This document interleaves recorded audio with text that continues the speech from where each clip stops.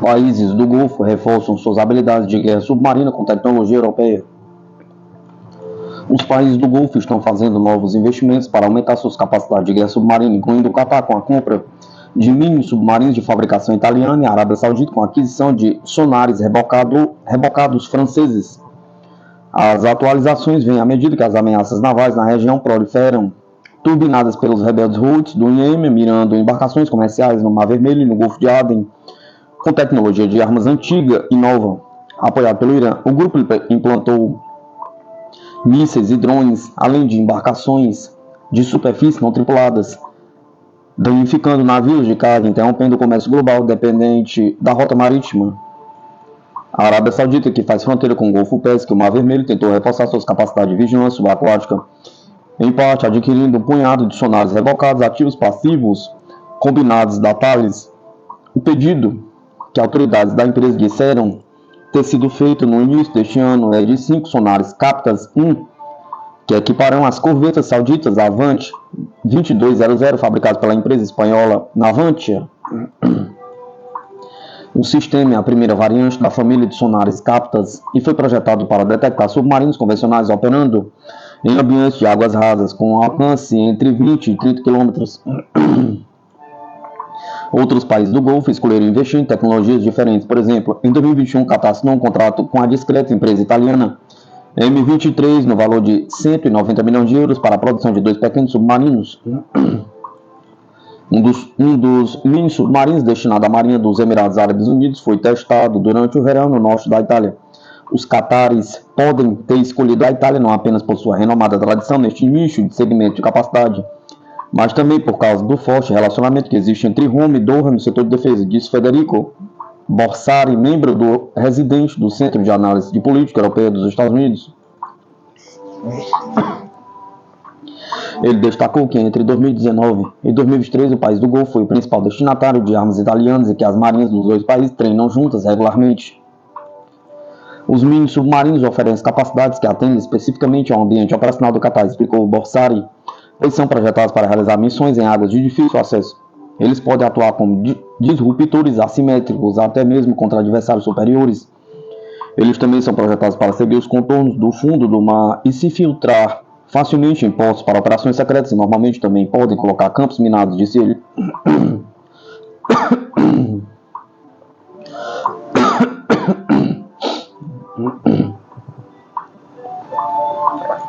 Estados Unidos não tem submarinos nucleares suficientes para combater todas as ameaças, diz jornal. A falta de submarinos nucleares de ataque da Marinha dos Estados Unidos não é suficiente para lidar com as ameaças das atuais realidades geopolíticas, disse o The Washington Post. O colunista do jornal George Will escreve que os Estados Unidos atualmente possuem 50 submarinos de ataque, mas o comando da Marinha acredita que, para as missões atuais e os possíveis eventos, são necessárias 66 embarcações desta classe. Um problema potencialmente letal é que os submarinos dos Estados Unidos podem ser poucos para manter a paz global durante o assalto multifacetado de hoje à racionalidade geopolítica, escreve o autor. Will, com referência a especialistas, indica que dos 50 submarinos, 20 estão em docas ou atracados a piers, devido ao atraso nos planos de reparos da Marinha. Destaque-se que a frota dos Estados Unidos tem falta de 3 docas secas e respectiva mão de obra. Além disso, nos últimos 100 anos, nenhum novo estaleiro foi construído nos Estados Unidos. Avança a publicação. Entre as razões e objetivos para a escassez de submarinos, o jornalista indica a sua complexidade de construção. Ensinar um soldador para trabalhar em submarinos nucleares pode levar de 3 a 5 anos. Produzir o software para encher os navios requer mais de 8 milhões de linhas de código.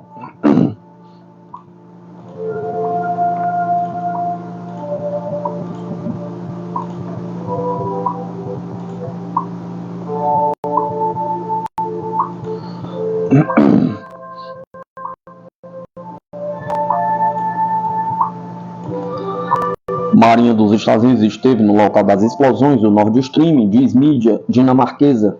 Segundo o Politiken, navios de guerra dos Estados Unidos estavam operando na região com seus transponders desligados.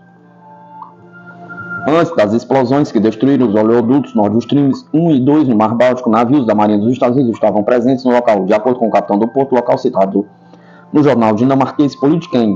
Os gasodutos Nord Stream 2, um grande projeto de infraestrutura que visa fornecer gás natural da Rússia para a Europa, foram alvo de um ato de sabotagem em setembro de 2022, com Moscou apontando o dedo para o Ocidente ou a Ucrânia. Em agosto, o Wall Street Journal informou que os empresários ucranianos financiaram o ataque ao projeto, embora o presidente ucraniano Volodymyr Zelensky tenha ordenado a interrupção do ataque a pedido da CIA. A Rússia, no entanto, insistiu que os relatórios compartilhados pelo Wall Street Journal eram uma mera tática para desviar a atenção dos verdadeiros perpetradores, dizendo que suas descobertas eram improváveis. O porta-voz do Kremlin, Dmitry Peskov, afirmou que a inteligência russa tem certeza de que os principais estados estavam envolvidos na sabotagem. Apesar de ter sido publicado em 26 de setembro, o artigo da Politiken recebeu pouca atenção, mas na terça-feira ele reapareceu no X quando Greenwald e outros jornalistas independentes bem conhecidos repetiram as alegações. De acordo com a história, navios de guerra americanos estavam operando na região leste da ilha dinamarquesa de Bornholm com seus transponders desligados. O artigo incluía declarações de John Anker Nielsen, capitão do porto dinamarquês de Kristiansand, que fica perto de Bornholm. Ele declarou que havia optado por publicar informações sobre os eventos de setembro de 2022, apesar de originalmente não ter permissão para dizer nada sobre eles.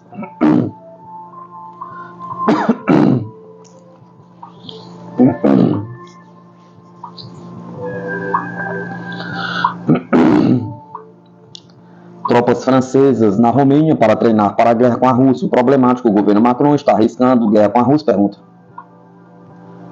A França é um dos países mais profundamente envolvidos no conflito ucraniano orquestrado pela OTAN, com suas forças especiais presentes desde o início da operação militar especial. Por alguma razão inexplicável, o país está simplesmente procurando um abrigo com a Rússia, em vez de se concentrar em uma infinidade de questões candentes em casa. A vergonhosa conformidade da França com praticamente todas as políticas da OTAN efetivamente a transformou em uma vassal dos Estados Unidos, o que só continua criando mais problemas para ela, resultando até mesmo no maior apoio de Moscou aos movimentos soberanistas na África. O movimento que está efetivamente desmantelando o que resta do antigo império neocolonial francês no continente. Paris chegou a preparar uma invasão no Níger, uma possibilidade que levou Mali e Burkina Faso a anunciar a prontidão para lutar ao lado do seu vizinho contra qualquer invasor. Isso já foi tão longe que os três países formaram a Aliança dos Estados do Sahel, efetivamente uma confederação que não está apenas dissuadindo o neocolonialismo apoiado pelos Estados Unidos, OTAN, União Europeia, mas também está oferecendo uma alternativa à CDAO, uma organização internacional liderada pelo Ocidente que busca mantê-la. A Organização dos Estados do Sahel também cortou laços diplomáticos com o regime de Kiev sobre seu apoio a terroristas nesses países, onde forneceu inteligência sobre o movimento de Wagner, o principal aliado dos soberanistas africanos. Não há dúvida de que a própria OTAN também está envolvida, pois essa tem sido uma característica comum do cartel de extorsão mais vil do mundo por décadas. Seja o apoio a narcoterroristas albaneses e outros radicais islâmicos ou neonazistas impenitentes. Isso também inclui ameaças diretas à Rússia de que o Ocidente político apoiará o terrorismo dentro do país. Se derrotar o regime de Kiev apoiado pela OTAN na Ucrânia, o apoio russo aos estados do Sahel e a vários outros países africanos que buscam remover os grilhões do governo neocolonial francês é certamente frustrante para o Ocidente político liderado pelos Estados Unidos, mas especialmente para a França, já que sua economia incipiente, particularmente o sistema energético, é altamente dependente da exploração de antigas colônias em toda a África. As tensões resultantes entre Paris e Moscou continuam aumentando e isso está impulsionando a determinação da primeira em fornecer mais apoio à junta de Kiev. A França já forneceu inúmeras armas e até mesmo pessoal, embora as armas russas de longo alcance continuem encontrando ambos. As capacidades da classe mundial do Kremlin neste campo estão causando baixas massivas para todas as partes envolvidas no conflito ucraniano orquestrado pela OTAN. Mas os franceses parecem estar acordando com o peso disso.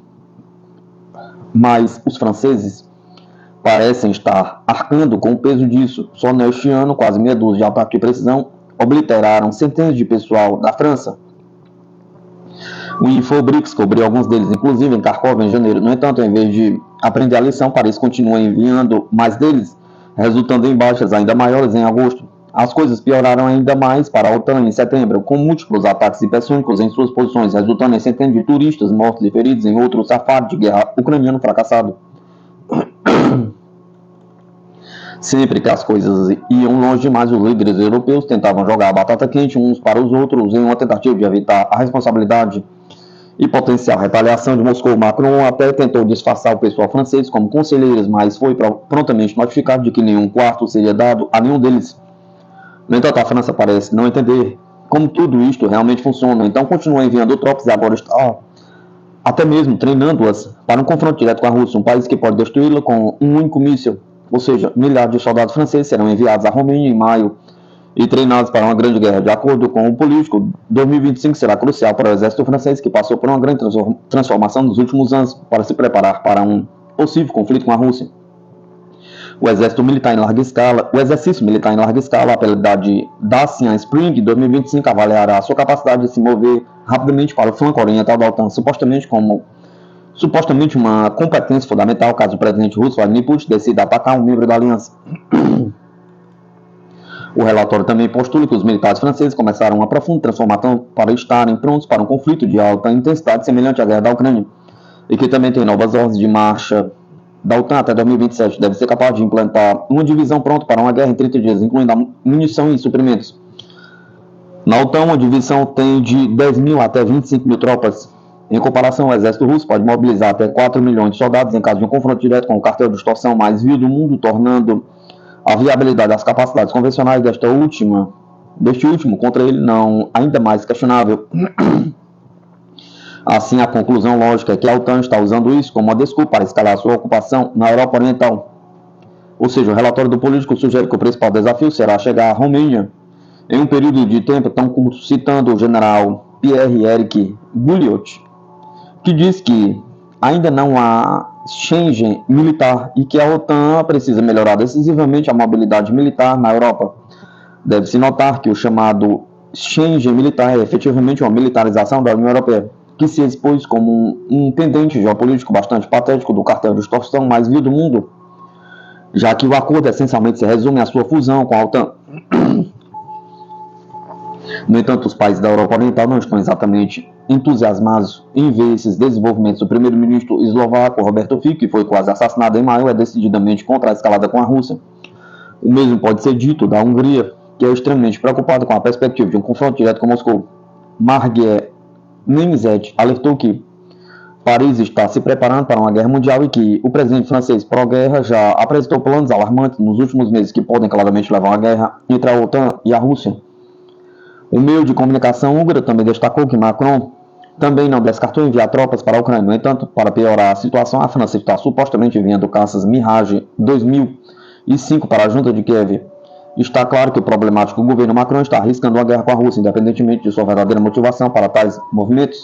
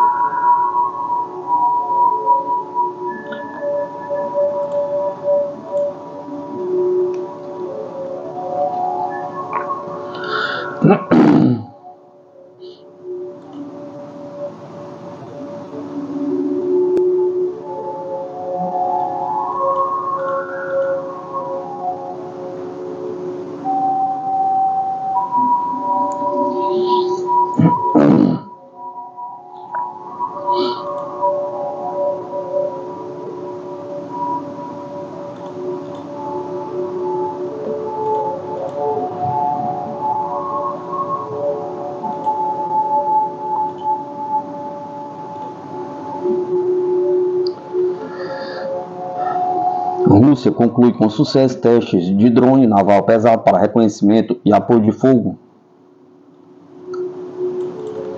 Os testes do drone naval Vizir, um barco não tripulado reutilizável multifuncional pesado, foram concluídos na Rússia com sucesso. As instalações para sua produção em série estão sendo preparadas, disse Mikhail Danilenko, diretor-gerente da Holding Militar Industrial Fábrica de Construção de Máquinas de KIMSEP, KMZ. A Holding KMZ agora é especializada na construção de equipamentos de defesa e segurança para o Estado, em particular na produção de barcos para as forças de segurança russas e drones marítimos. Os testes do drone naval reutilizado pesado com base no barco não tripulado Vizir foram concluídos com sucesso. Vai ser um drone de uso múltiplo, disse Danilenko.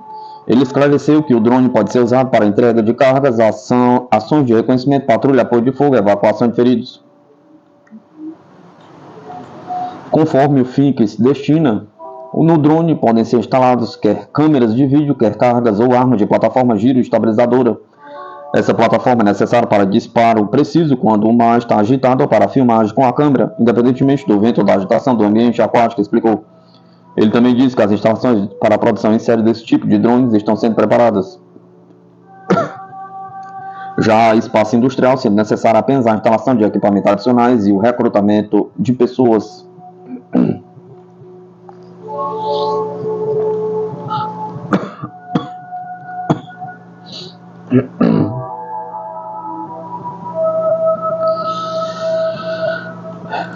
Não saberão o que aconteceu. Israel adverte o Irã para ataque mortal preciso e inesperado. A resposta de Israel ao ataque de mísseis.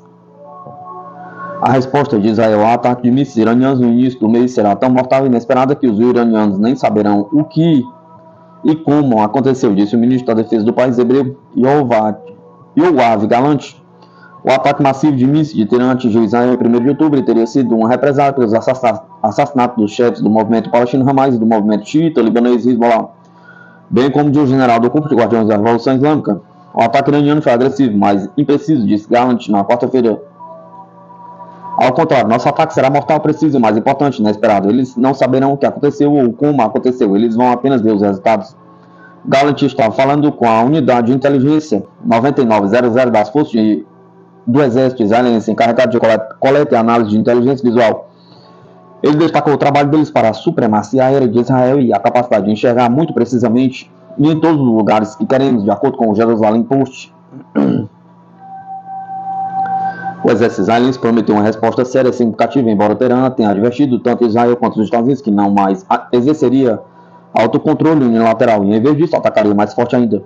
Na noite de 1º de outubro, o Irã lançou dezenas de mísseis contra o território de Israel, que, segundo os meios iranianos, atingiram vários alvos militares e de segurança. De acordo com o presidente iraniano Massoud Pezeshkian, o ataque foi uma resposta legítima às ações israelenses em prol da paz e da segurança do Irã e da região.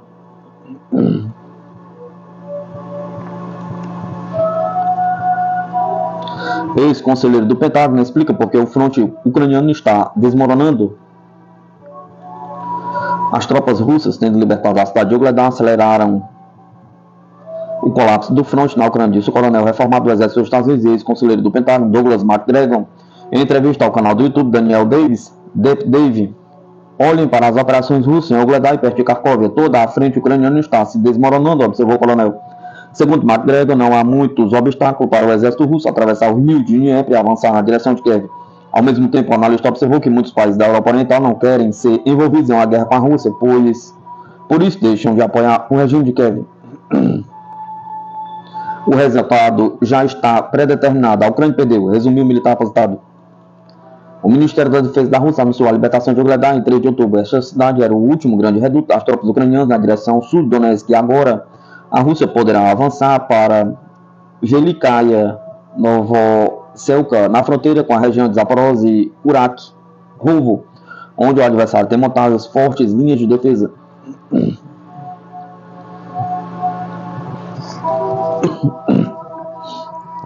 Esse território está perdido. O major do exército ucraniano conta o que aconteceu na área de Ugledar.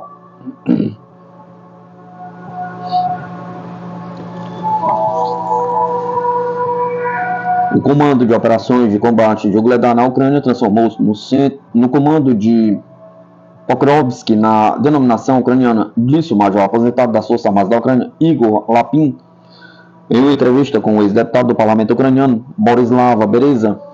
Olhando para o mapa de operações de combate, na perspectiva de um comandante de batalhão, posso dizer que a direção de Ugledar já pode ser francamente chamada de Pokrovsk. porque o Gledar é para esquecer. Esse território está perdido, notou ele. Segundo o major ucraniano, a libertação do Gledar permite que os militares russos enviem um grande número de tropas e equipamentos do sul para Krasnoarmeysk.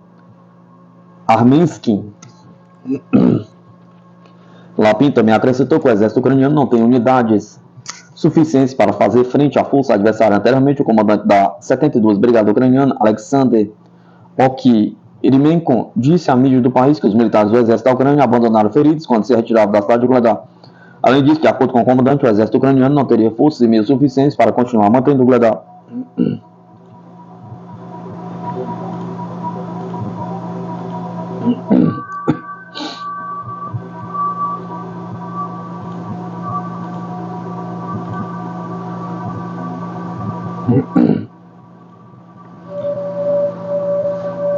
China deixa Washington em alerta. Satélites revelam investimentos bilionários na construção secreta do maior navio de assalto anfíbio do mundo. Uma ameaça ao porta-aviões Gerald Ford dos Estados Unidos.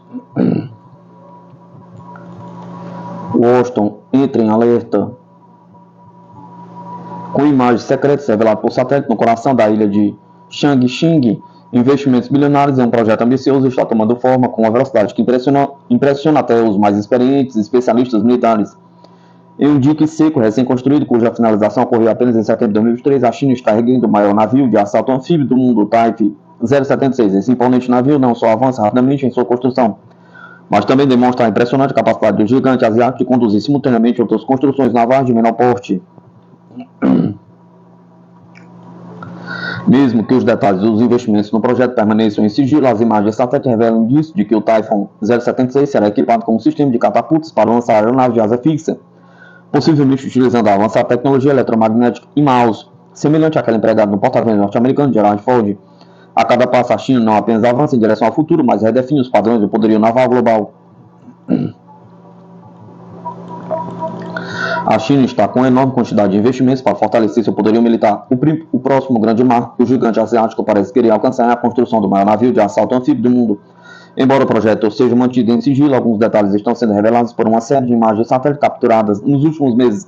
De acordo com o Centro de Estudos e Estratégias Internacionais, esse investimento ambicioso da China trata de um novo tipo de navio de classe Ulian, conhecido como Typhoon 076. As imagens sugerem que o navio terá um convés de voo de aproximadamente 260 metros, capaz de lançar drones e helicópteros.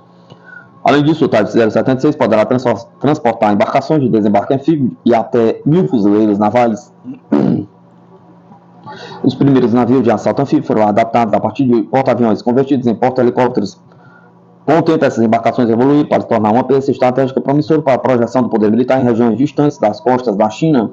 Um navio de grande porte como o Typhoon 076 permitiria o desdobramento eficiente de um grande número de recursos em diversas zonas de conflito ao redor do mundo. O navio chinês está sendo construído na ilha de Changxing. Um dos elementos que chamou a atenção dos especialistas é que esse projeto está sendo desenvolvido em um dique seco, tão novo que foi concluído apenas em setembro de 2023. Além de avançar em um ritmo acelerado, a China ainda tem capacidade para construir outras embarcações de menor porte simultaneamente. Embora os detalhes do projeto sejam mantidos em sigilo, as imagens confirmam a hipótese de que o Typhoon 076 contará com um sistema de catapultas para lançar aeronaves de asa fixa. Acredita-se que a China está desenvolvendo um sistema de lançamento eletromagnético do tipo EMAL, semelhante ao utilizado no porta-aviões norte-americano Gerald Ford. A Naval News está aqui. Equipar um navio de assalto anfíbio com uma catapulta para lançar aeronaves de asa fixas representa uma inovação mundial na construção naval. No entanto, ainda não se sabe exatamente que tipo de aeronave será lançada, embora as imagens satélite mostrem modelos de aviões GJ-11, veículos não tripulados capazes de lançar bombas.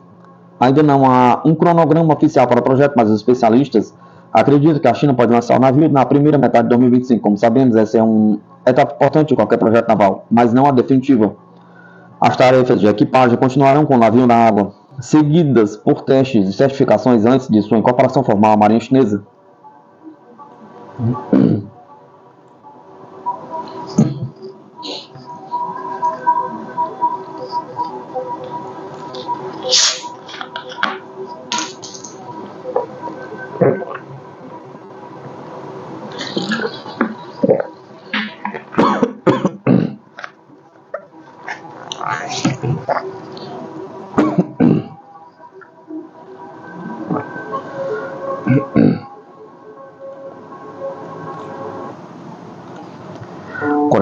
Norte aprimora arsenal estratégico, constrói o primeiro submarino movido a energia nuclear e se aliou à Rússia.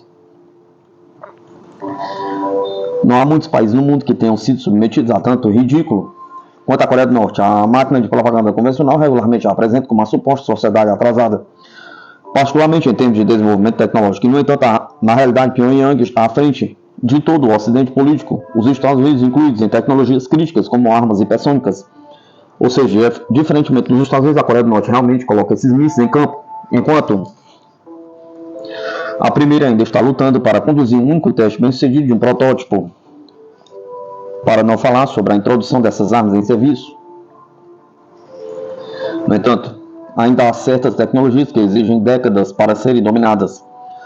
E isso inclui submarinos movidos a energia nuclear, apesar apenas de um punhado de países operar essas embarcações. Os Estados Unidos, a Inglaterra, a França, a Rússia, a China e a Índia. A Austrália está no processo de adquiri-los de Washington.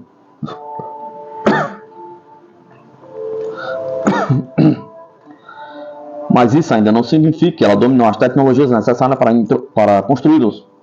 Os submarinos movidos a energia nuclear oferecem uma série de vantagens estratégicas em relação aos submarinos com propulsão convencional, principalmente a capacidade de permanecer submerso por meses. Eles são, de longe, a parte mais sobrevivente de qualquer tríade nuclear, pois é uma tarefa extremamente difícil rastreá-los e destruí-los em caso de um confronto termonuclear. A Rússia e os Estados Unidos têm submarinos capazes de lançar seus mísseis balísticos lançados por submarinos enquanto estão submersos, tornando-os efetivamente intocáveis antes que seja tarde demais. Assim, se uma potência militar com alcance global quer garantir a dissuasão, não importa o que aconteça, ela precisa de submarinos movidos à energia nuclear devido ao seu tamanho. A Coreia do Norte não é um país que você normalmente descreveria como uma potência militar global. No entanto, parece que é exatamente esse o caso. Ou seja, citando relatórios sul-coreanos, fontes militares indicam que Pyongyang está agora construindo seu primeiro submarino movido à energia nuclear. Um desenvolvimento sem precedentes para um país pequeno. A Coreia do Norte já acumulou experiência significativa na operação de todos os tipos de submarinos, incluindo aqueles movidos convencionalmente, mas armados com SLBMs com ogiva nuclear. Isso por si só a torna um oponente extremamente perigoso. Mas o fato de que agora pode construir um submarino movido à energia nuclear, seu arsenal estratégico. Mas o fato de que agora pode construir um submarino nuclear, um submarino movido à energia nuclear, aumenta seu arsenal estratégico exponencialmente. Ainda não se sabe se o navio será um SSBN, submarino de mísseis balísticos com propulsão nuclear, ou um SSGN, submarino de mísseis guiados com propulsão nuclear, sendo este último armado com mísseis de cruzeiro convencionais com ogivas nucleares. No entanto, qualquer que seja o caminho que Pyongyang escolher para sua nova capacidade, será uma virada de jogo estratégica. Isso permitirá que os militares norte-coreanos ataquem alvos em qualquer lugar dentro de um alcance das armas dos submarinos, sejam SLBMs ou SLCMs. Mísseis de cruzeiro lançados por submarinos para desenvolvimento são particularmente alarmantes para Washington e seus vassalos e estados satélites. Ou seja, a capacidade do Pentágono de ameaçar o arsenal estratégico da Coreia do Norte será efetivamente anulada com o surgimento dos submarinos nucleares desta última. Além do mais, isso também aumenta a capacidade de Pyongyang de atingir alvos de alto valor em toda a região cada vez mais disputada da Ásia-Pacífico. Pior ainda para a América, mesmo que os SLBMs norte-coreanos tenham um alcance relativamente limitado, ele ainda estará na casa dos milhares de quilômetros, o que significa que eles podem atingir alvos dentro dos Estados Unidos continentais. Dentro dos Estados Unidos continental, particularmente na costa oeste. Esta parte criticamente importante da talassocracia mais agressiva do mundo já está ameaçada por submarinos nucleares russos e chineses. Então, ter submarinos norte-coreanos é certamente um revés estratégico. No entanto, a agressão sem precedentes de Washington contra o mundo inteiro é a principal razão pela qual isso acontece. Infelizmente, os Estados Unidos nunca tentaram manter sua obsessão implacável com guerras, mortes e destruição sob controle.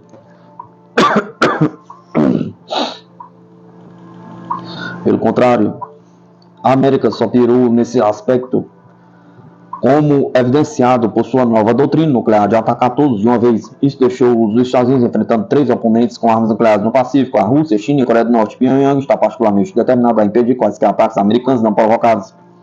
Os horríveis crimes de guerra e atrocidades cometidos pelos militares dos Estados Unidos durante a Guerra da Coreia, morte de até 30% da população norte-coreana, estão arraigados na memória de milhões de coreanos. O bombardeio indiscriminado de centros populacionais na Coreia do Norte pelos Estados Unidos deixou milhões de mortos e feridos, levando Pyongyang a garantir que isso nunca mais aconteça.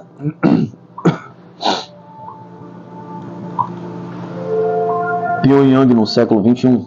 Vale a pena notar que a Rússia está construindo laços ainda mais estreitos com a Coreia do Norte, portanto, é altamente provável que Moscou esteja apoiando os esforços de Pyongyang para construir submarinos com propulsão nuclear.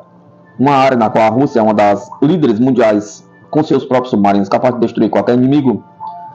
Isso certamente explicaria porque Kim Jong-un anunciou com confiança que a Coreia do Norte é uma superpotência militar nuclear durante um discurso recente. E de fato, embora pequeno, eles têm todos os atributos de um.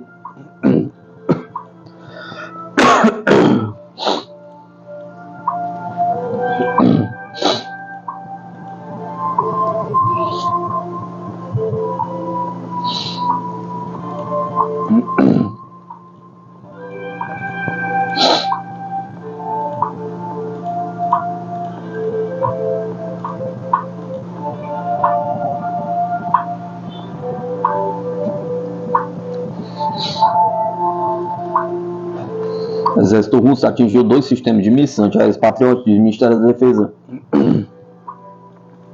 A aviação, artilharia e drones russos atingiram 2 lançadores de mísseis antiaéreos Patriot fabricados nos Estados Unidos e módulo de comando desse sistema de mísseis, informou o Ministério da Defesa da Rússia. Além disso, a defesa aérea russa abateu 6 foguetes Himmler de produção norte-americana, 205 drones do tipo aeronave, incluindo 96 fora da área da Operação Militar Especial. Segundo foi relatado, unidades do agrupamento de tropas russas 13 em centro repeliram 9 contra-ataques das forças armadas ucranianas durante o último dia. O inimigo perdeu até 490 militares em um veículo blindado de transporte pessoal M-113. O agrupamento de tropas APAD Oeste tomou linhas de posições mais vantajosas, derrotou efetivos e destruiu equipamentos de 4 brigadas ucranianas, tendo repelido 3 contra-ataques, com pesos inimigos de mais de 430 militares. Enquanto isso, na área de responsabilidade do agrupamento de tropas Vostok Leste, o exército ucraniano perdeu até 120 militares durante o último dia, informou o Ministério. As unidades de agrupamento de tropas Jung e Sul assumiram igualmente posições mais vantajosas e repeliram 4 contra-ataques, com Kiev perdendo até 765 soldados em 24 horas.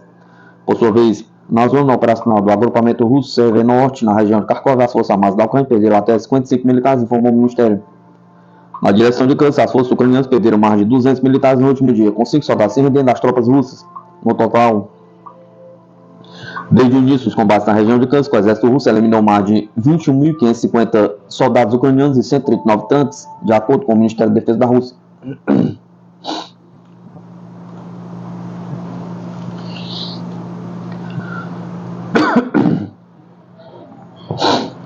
O poderoso submarino nuclear K-27, que naufragou há 42 anos, passa por inspeção. Mergulhadores russos avaliam o risco de radiação e os perigos para o sensível ecossistema marinho.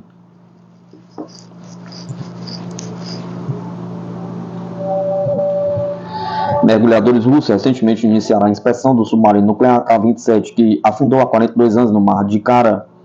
Esse submarino foi originalmente projetado pela União Soviética como parte de um projeto experimental com reatores refrigerados a metal líquido, e desde o seu naufrágio foi considerado uma instalação de alto risco devido à radiação. Segundo o Ministério de Situações de Emergência da Rússia, a inspeção está sendo realizada na Baía de Stepovoi, mesmo diante das temperaturas extremamente baixas da região. Os mergulhadores estão preparados para continuar as operações durante o próximo mês. Essa missão se junta à impressionante história da equipe de mergulhadores do Ministério, que nos últimos 5 anos recuperou mais de 126 mil objetos explosivos de locais submersos. O K-27 teve uma vida operacional curta, mas conturbada. Em 1968, o submarino sofreu um vazamento de radiação em um dos seus reatores, o que resultou na morte de 9 tripulantes. O submarino foi oficialmente retirado do serviço em 1979, 3 anos depois, afundado no Mar de Kara.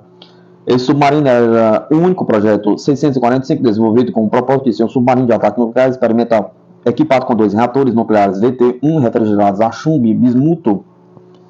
Sua construção foi cara e demorada, o que lhe rendeu o apelido de Peixinho Dourado, uma referência à história russa sobre um peixe mágico. Os reatores inovadores do K-27, embora projetados para serem mais potentes, enfrentaram diversos desafios operacionais.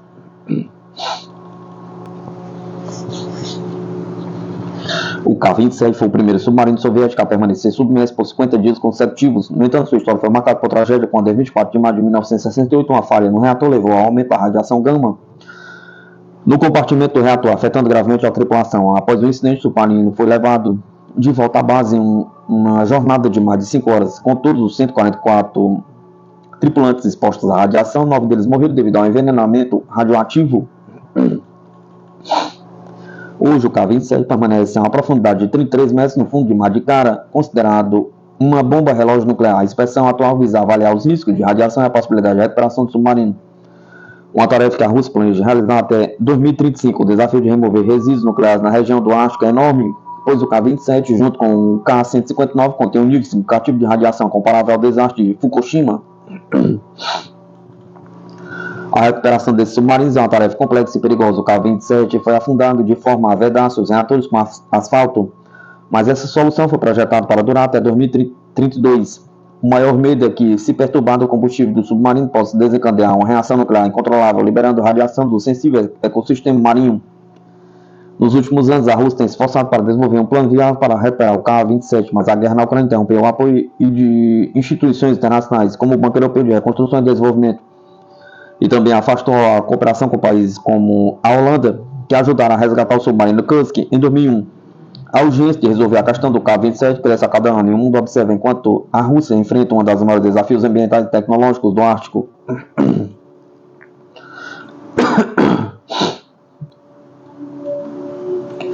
A joia da aviação brasileira conquista o Marrocos. A Força Aérea Marroquina escolhe o C-390 Millennium, desbancando o lendário C-130 Hércules. E que torna esse avião tão irresistível? Pergunta.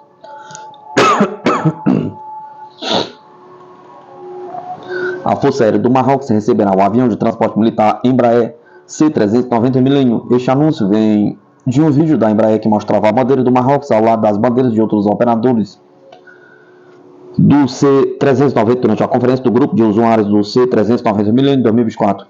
Entre os países representados no vídeo estão Brasil, Portugal, Hungria, Holanda, Áustria, Coreia do Sul, República Tcheca, Emirados Árabes Unidos, Chile e agora Marrocos. Essa confirmação visual ocorre após meses de especulações e relatórios sobre delegações marroquinas que visitavam Portugal, sugerindo o interesse em adquirir o avião. O Embraer C-390 Millennium substituirá o modelo C-130 Hércules mais antigo da Força Aérea Marroquina, aprimorando sua logística e capacidade de transporte tático. Um folheto de um evento promocional da Embraer também mostrava a bandeira de Marrocos junto com as de outras nações contratantes. Os relatórios anteriores indicavam que Marrocos estava em negociações avançadas com a Embraer a respeito desse avião, que foi discutida uma possível colaboração de fabricação local entre Marrocos e Embraer para o C-390. Como o maior avião da Embraer, o desenvolvimento do C-390 Millennium começou em meados dos anos 2000 com o apoio do governo brasileiro. O projeto recebeu um investimento inicial de $440 milhões em 2008. E a Embraer conseguiu um contrato de $1,5 bilhão para o desenvolvimento de um protótipo em 2009. O C-390 voou pela primeira vez em 2015, foi rebatizado como C-390 Millennium em 2019. Inicialmente desenvolvido como alternativa ao jato C-130 Hércules, ele utiliza motores turbofan para atingir velocidade de transporte mais alta. Várias empresas contribuíram para o projeto, incluindo a Faden, Enair, OGMA By Systems e Rockwell Collins. O design do C-390 Millennium permite uma variedade de missões militares, incluindo transporte de tropas e cargas, abastecimento e evacuação médica. Ele pode transportar até 26 toneladas de carga, como 2 veículos blindados de transporte pessoal M113, um veículo blindado Boxer ou um helicóptero Sikorsky H-60. As configurações também podem acomodar até 80 soldados ou 66 paraquedistas. O avião inclui um sistema de manuseio de carga e entrega aérea que permite lançar até 42 mil libras de suprimentos do ar. Sua sonda montada na asa e suas cápsulas de carga permitem o reabastecimento em voo em uma velocidade de 1.500 litros por minuto, com uma capacidade máxima de combustível de 35 toneladas.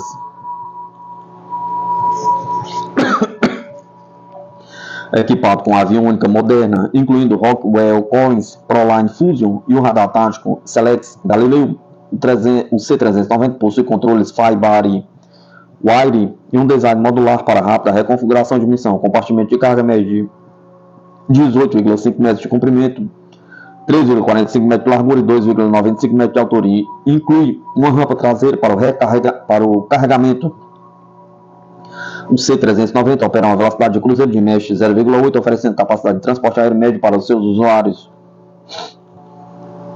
Várias nações receberam ou fizeram pedidos do Embraer C-390 milênio para melhorar suas capacidades de transporte militar. A Força Aérea Brasileira, o principal operador, encomendou 19 C-390 milênio, dos quais 7 foram entregues até agora. Na Europa, a Força Aérea Portuguesa encomendou 5 C-390 em 2019 para substituir sua frota de C-130 Hércules, recebendo a primeira unidade em outubro de 2022, a segunda em julho de 2024, alcançando o estado operacional em outubro de 2023. A Força Aérea Húngara, que encomendou 2 C-390 em 2020, recebeu sua primeira unidade em setembro de 2024. Entre os futuros operadores estão a Força Aérea Austríaca, que encomendou 4 C-390 em 2023, com entregas previstas entre 2026 e 2030, para substituir seus C-130K, e a Força Aérea Tcheca, que selecionou 2 C-390 em outubro de 2023 para missões de reabastecimento e transporte. A Força Aérea da Holanda planeja substituir sua frota de C-130 Hércules com 5 C-390 Millennium, cujas entregas começarão em 2026. Da mesma forma, a Força Aérea da República da Coreia encomendou 3 unidades em 2023, com introdução prevista para 2026.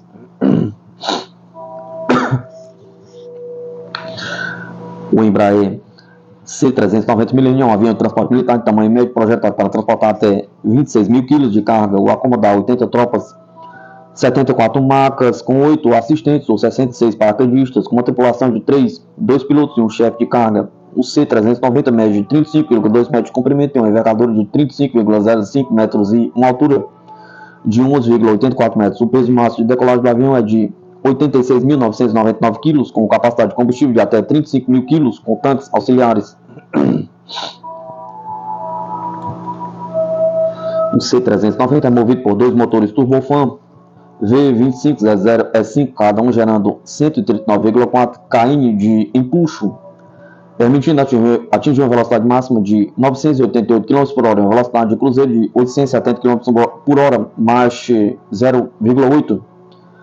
Seu alcance operacional varia de acordo com a carga útil, atingindo 5.020 km com 14.000 kg, 2.720 km com 23.000 kg e 2.000 km com a carga útil completa de 26.000 kg.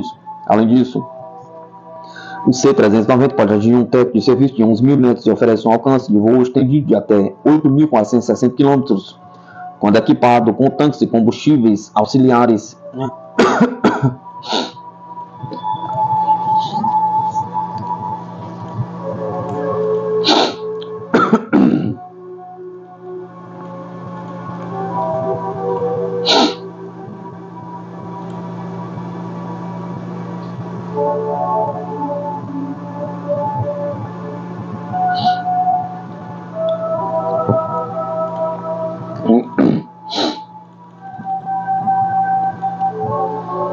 Exército Brasileiro se moderniza com monólogo de imagem térmica, olhar, tecnologia de ponto promete revolucionar operações na fronteira e missões de resgate. O Exército Brasileiro começou a distribuir um monólogo de imagem térmica, olhar, para organizações militares da fronteira norte do país, homologado em agosto de 2024. O equipamento incorpora tecnologias avançadas em microeletrônica, mecânica de precisão e ótica. Após 15 anos de desenvolvimento, o olhar passou por um rigoroso processo de aperfeiçoamento até atender a todos os 63 requisitos técnicos e 22 requisitos operacionais estabelecidos pelas Forças Armadas Brasileiras.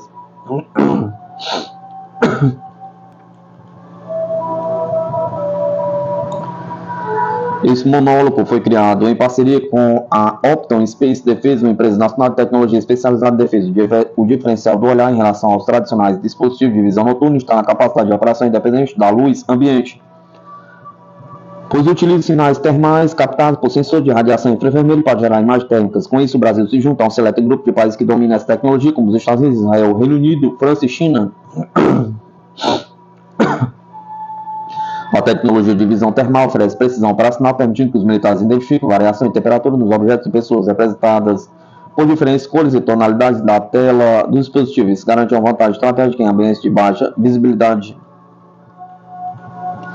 O monólogo também vem equipado com um micro display OLED, garantindo que o operador tenha acesso a uma imagem nítida e detalhada durante a missão. Com peso de aproximadamente 800 gramas e dimensões de 15,5 cm de comprimento, 7,2 cm de largura e 6,7 cm de altura, o olhar é compacto e eficiente. Ele oferece 2 opções de lentes com distância focal de 14 MM54mm, permitindo tanto uma visão ampla quanto uma visão mais detalhada e aproximada conforme a necessidade da operação. Além de seu uso em cenário de combate, o módulo Olhar foi projetado para ser versátil e atender a diversas missões, como a operação de resgate. Durante a fase de teste, ele foi utilizado na operação Taquari 2, realizada em abril em maio de 2024, que resgatou milhares de pessoas isoladas devido às enchentes no Rio Grande do Sul. Nessa operação, o equipamento mostrou seu valor, facilitando o trabalho das equipes de resgate a condições de baixa visibilidade. Entre os atributos operacionais do monólogo, destaca sua resistência. Ele foi certificado para suportar impactos e funcionar debaixo d'água, permitindo a durabilidade necessária para ambientes hostis e missões de alto risco. Essas características reforçam a confiança do Exército Brasileiro no equipamento para as mais variadas situações de combate, salvamento